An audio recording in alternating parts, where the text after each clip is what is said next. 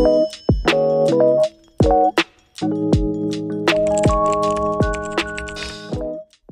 pohľadu firiem na Slovensku, bez ohľadu na ich veľkosť a z pohľadu verejne dostupných dát, najmä z Národného bezpečnostného úradu, len 30% firiem dokáže identifikovať nejaký kyberbezpečnostný útok. Sú to štatistiky z posledných 3 rokov a pevne verím, že tá pripravenosť je lepšia v súčasnosti, avšak pri tom náraste tých kybernetických útokov, ich sofistikovanosti a vektorov tých útokov môžeme predpokladať, že to číslo pripravenosti sa nebude vôbec zvyšovať. Takže je to tak okolo 30% na Slovensku.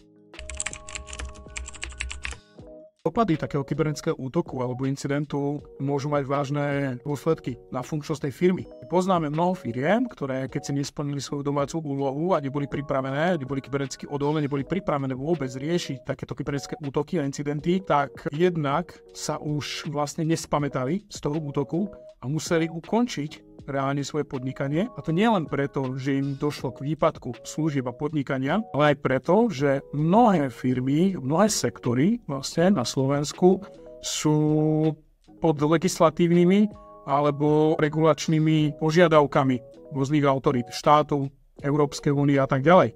Oni si pri neplnení svojich povinností môžu vlastne nadrobiť na i obrovské pokuty pri výpadku takéto služby alebo neplnenia si svojich povinností. I keď sa im podarí obnoviť, alebo keď sa im podarí zastaviť ten útok, zistia, že bol tak rozsiahly, že musia obnovať svoju infraštruktúru bez ohľadu na nejaké reputačné dopady, bez ohľadu na nejaké pokuty autoritám, regulačným úradom a tak ďalej, musia investovať nemalé prostriedky do obnovy tej infraštruktúry. A bavíme sa rádovo desiatkách, stovkách tisíc eur pre malé a stredné podniky. A všetci vieme, a záleží od biznisu, pokiaľ nemáme tieto rizika riadené, tak nemáme z čoho sanovať prakticky tie straty a nemáme z čoho sanovať tú obnovu. Existujú rôzne formy poistenia, ich od komerčných poisťovní, tým spôsobom sa poistiť proti kybernetickým rizikám. A je tiež veľmi dôležité, že poisťovne pri likvidácii takejto škodovej udalosti vyžadujú aspoň minimálne bezpečnostné opatrenia, ktoré majú byť implementované. Pokiaľ sa v tej likvidácii tej škodovej udalosti dôjde k skutočnosti, že neboli implementované základné bezpečnostné opatrenia, tak sa tá firma, tá organizácia nemôže spoliehať i na sanovanie tých strát a tých investícií do obnovy od poisťovne.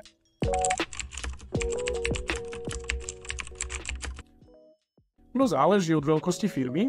Keď sa bavíme o malých a stredných podnikoch, tak nie je to veľké množstvo ľudí, nie sú to stovky a tisícky zamestnancov, ale už pri počte nad 10 zamestnancov je potreba myslieť na to, že tá firma je v tom kybernetickom priestore veľmi zraniteľná. Je potrebné si zobrať prierez tej firmy a formu toho podnikania a prvou a dôležitou formou si myslím, že je vzdelávanie tých pracovníkov, zamestnancov a všetkých napríklad dodávateľov, ktorí do tej firmy vstupujú. Vzdelávanie vo forme aspoň informácií, čo tie kybernetické riziká znamenajú.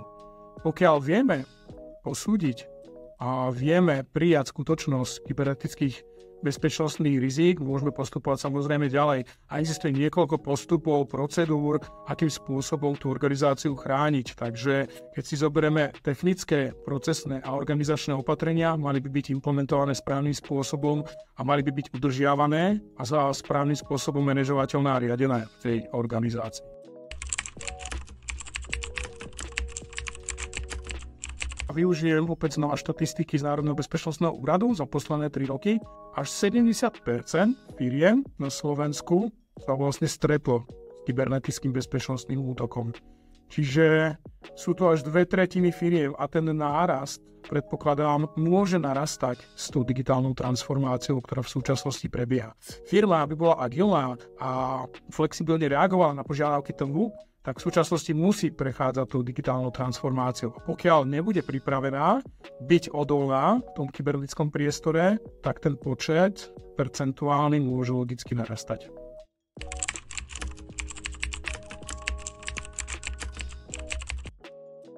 Väčšinou sa o kybernetickom útoku dozvieme, až keď je neskoro. To znamená, keď má určitý dopad na tú organizáciu. Kybernetický útok môže prebiehať dni, mesiace, ale aj roky. A väčšinou ten iniciálny vstup do tej organizácie prebieha cez ľudí samotných. Najbežnejšie sú dve formy toho kybernetického útoku. Prvou je zneužitie dôverčivosti ľudí, keď prebiehajú rôzne phishingové, smishingové alebo vishingové kampane. To znamená nachytanie človeka prostredníctvom e-mailu, prostredníctvom SMS-ky, prostredníctvom telefonátu. To sú také najbežnejšie, máme aj ďalšie, kedy sa snaží útočník získať pomocou sociálneho inžinierstva ďalšie informácie o svojom cieli, o tej firme, kam sa potrebuje dostať. Toto je prístup tzv. Zvonku, prostredníctvom sociálneho inžinierstva. Zvonku môže prebiehať útok aj formou zneužitia zariadenia, to znamená zavedenia nejakého škodlivého kódu do zariadenia nejakého pracovníka, ktorý pracuje v nezabezpečenej sieti doma, v kaviarni a následne to zariadenie pripojí do podnikovej siete. Potom existuje ešte druhá forma útokov a tá prebieha priamo útočníkom na infraštruktúru tej firmy a vtedy sa snaží nájsť a zneužiť rôzne zraniteľnosti, aby mohol v tej podnikovej sieti, v tej podnikovej infraštruktúre si robiť rôzne kroky k tomu, aby sa dostal k nejakému cieľu, poškodeniu infraštruktúry, úniku dát, zneužitiu informácií alebo zašifrovaniu dát infraštruktúry samotnej, kedy dochádza k nedostupnosti služby, narušení integrity systémov, dôvernosti údajov formou ransomwareových útokov.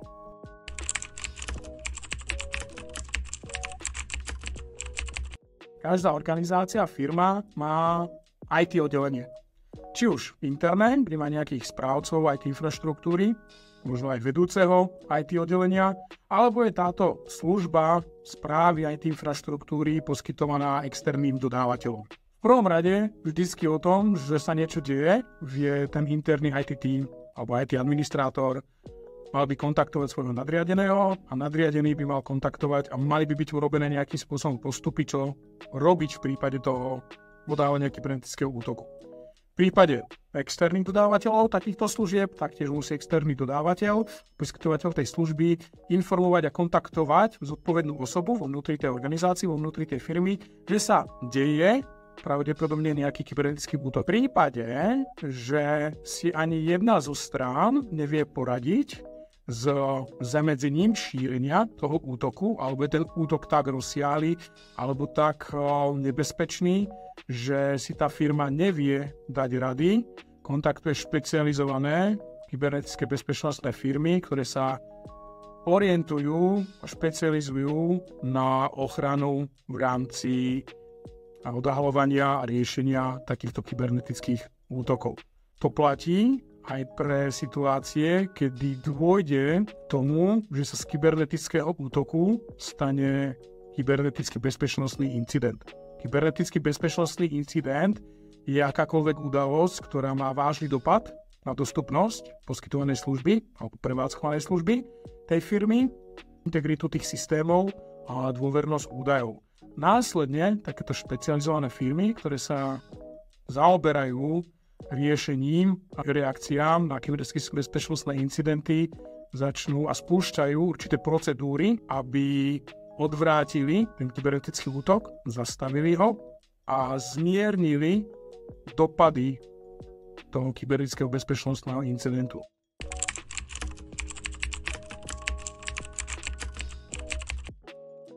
Okrem samozrejme nejakých opatrení technického, procesného, organizačného zamerania na odhaľovanie tých útokov a komunikačnú maticu a mať toho priateľa na telefóne, ktorý mi pomôže riešiť takéto kybernetické útoky, je tá hygiena záloh tých dát. Pretože pokiaľ mi aj dôjde v mojej firme k narušeniu tej bezpečnosti a k výpadku nejakých tých služieb, narušeniu integrity systémov a dôvernosti údajov, ja môžem obnoviť svoje podnikanie z tých záloh, ktoré mám pravidelne realizované a taktiež pravidelne testované.